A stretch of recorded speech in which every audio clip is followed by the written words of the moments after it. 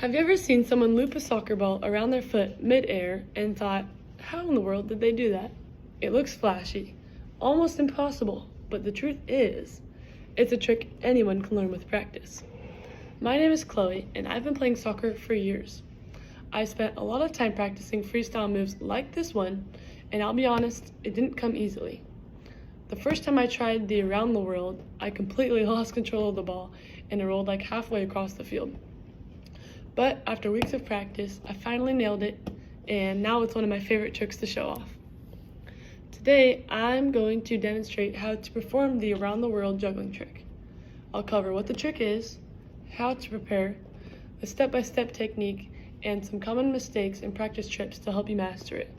By the end, you'll not only understand how the trick works, but you'll also feel motivated to try it yourself. So what is the trick? The around the world trick is a freestyle soccer move where you'll juggle the ball, swing your foot around the circle while it's in the air, and then catch it again to keep juggling. It's popular in street soccer and freestyle competitions because it shows off control, balance, and creativity. Think of it like drawing a circle in the air with your foot while the ball floats for a split second. That's what makes it look so impressive. It's not just juggling, it's juggling with style. Before you start, preparation is key. First, make sure you're using a regular soccer ball, not one that's too light or too heavy. A size 5 ball works best. For purposes of this video, I'm just using a volleyball because I don't have a soccer ball on me, but just pretend it's a soccer ball. It's pretty much the same thing. Next, you check your surface. Grass, turf, or concrete all work, but make sure you have enough space around you so you don't trip or kick the ball into something, like this. Finally, you warm up. First, do a few minutes of light juggling to get comfortable with the ball and stretch your ankles. This helps with mobility and balance, which are both important for pulling off the trick.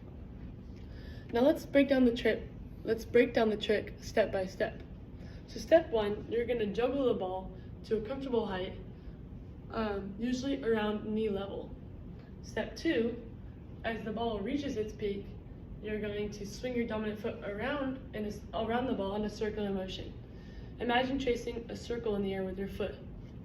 Step 3, you're going to catch the ball again with your foot and continue juggling. I'll demonstrate slowly first so you can see the motion clearly.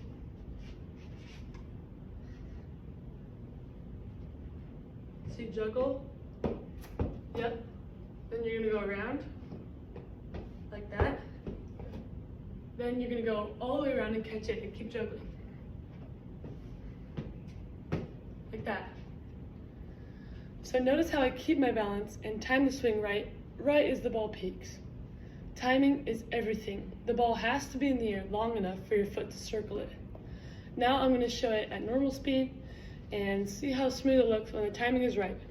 That's the goal.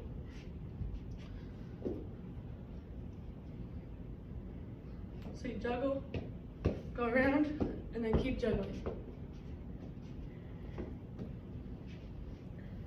Okay. Some common mistakes are, of course, mistakes happen, and that's part of learning.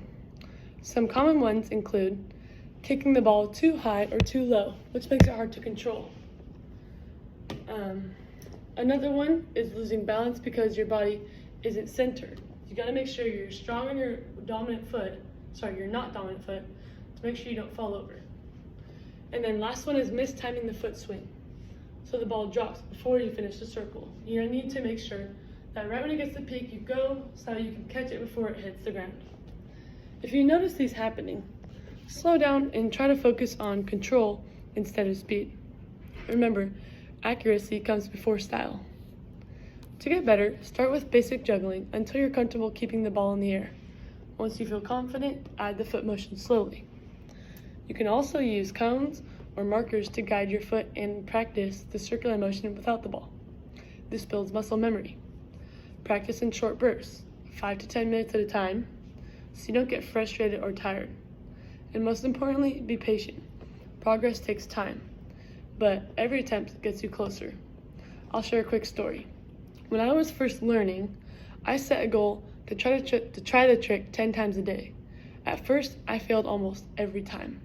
But after a week, I started to get closer, and by the end of the month, I could do it consistently, and that's the power of practice. So today we covered what the around the world trick is, how to prepare, the step-by-step technique, common mistakes, and practice tips. It might take a while to get it right, but with consistency, you'll be able to pull it off. Remember, every pro was once a beginner. I want to challenge you to grab a ball, head outside, and give the around the world a shot. Record yourself, share it with friends, and keep practicing. You might surprise yourself with how quickly you improve. Thank you for listening, and I hope you feel inspired to try this trick yourself.